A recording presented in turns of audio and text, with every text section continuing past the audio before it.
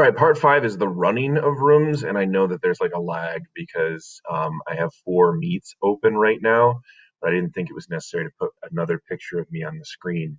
So I recommend opening the rooms only when you need them because, as you can see in my recording here, you get a little bit of lag if you're trying to do multiple video things all at once.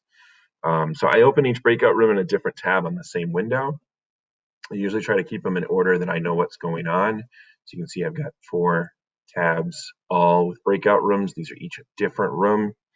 Um, and then you have the options, of course, of muting your microphone, muting your camera, and then you also can mute the rooms. Like if you're not in that room and you don't want to hear what's going on with the students, you can go ahead and mute the whole room and just unmute it when you come in.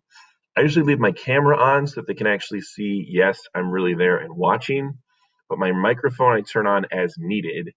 And then I just mute the room when I actually don't want to be hearing that particular room, although usually I can leave them all on and it's not an issue for me. In my original Hotel de Niwem design, I reminded the students that the house detective is watching.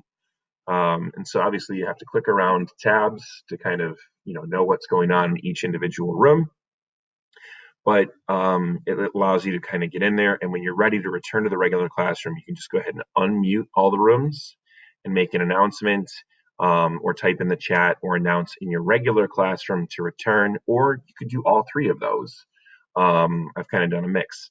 Sometimes I have to remove students from breakout, so I try to make it fun. For example, in the English Colony Survivor, I dropped into the ships and I said, abandon ship, we're going back to class. And then when they were returning to the full group, so for stragglers, I told them they were being thrown overboard, and I went ahead and just deleted them from the breakout rooms so we could return to the whole group before I closed down the meet. We all know, I think, at this point, if kids are still in there and you close the meet, they can stay in there until everybody leaves. So that's what's going on with that. After everyone is removed or left the breakout rooms, then you can just go ahead and close the whole window if you wanted, or hold them open for ease of access for the next period. I usually go ahead and just drop the tabs like this, and then you can just keep your cheat sheet open over to the side. And so that's what I just kind of do for me. That's what works well. That is video 5. Number 6 is just some helpful tips and tricks. And again, I welcome any feedback if anybody finds these not the most helpful videos. Please let me know what more you might need, or if you have better ideas on how to do these.